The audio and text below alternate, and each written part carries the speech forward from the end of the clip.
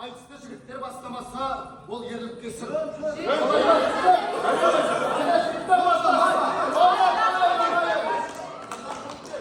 Қыз баласы әннің өзегі, асылдықтың сыры. Мен айтатын ән сағыныштан, іңкәрліктен туған ән. Бұл әнде ер жігіттің жүрек сыры бар, таза көңілі бар.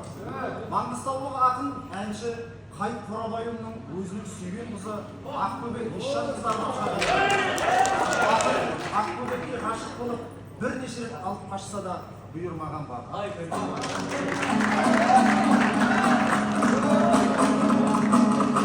Ақбөбек